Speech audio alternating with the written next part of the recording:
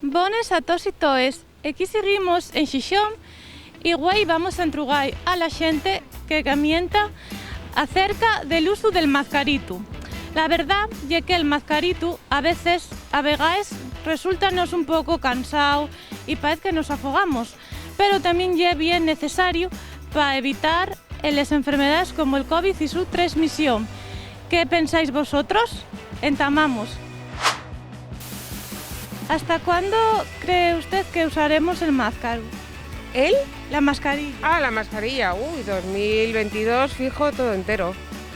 ¿Y usted piensa seguir usándola en espacios públicos, el autobús? Sí, por supuesto.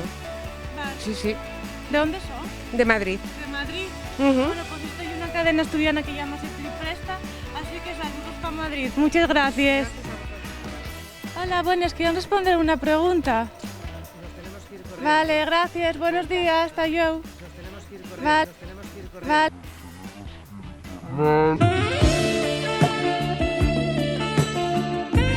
Hey, playpresteros, mirad que hórrios tan guapos tienen en Xixón que me caen les llarimes de la belleza de estos hórrios. ¿Cómo decían? Hórrios y falluelos. Hola, buenos días, quería responder una pregunta. A ver, la entrego ahí la siguiente. ¿Hasta cuándo creéis que vamos a usar el mascarito? Para enero del año que viene, yo creo que ya la quitarán, ¿no? No sé, ¿no te parece muy pronto? Muy pronto. Yo creo que no, si ya estamos todos vacunados. ¿Y tú vas a seguir usándola en espacios públicos? Como por ejemplo el autobús. Pues si lo usa todo el mundo, sí, si no, no. ¿Te has vacunado, Yo estoy vacunado. ¿Con qué? ¿Con Pfizer o Moderna? Con AstraZeneca. Estoy un superviviente de AstraZeneca, chavales. ¡Yo tengo el poder! ¿Dónde sois? Somos de Almería.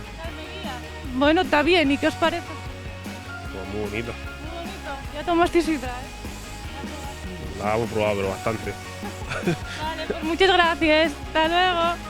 Acerca del uso del mascarito, comento que vamos a seguir utilizándolo en espacios públicos y también en algunos espacios privados. Y que, queridos playpresteros y playpresteres, esto va para largo.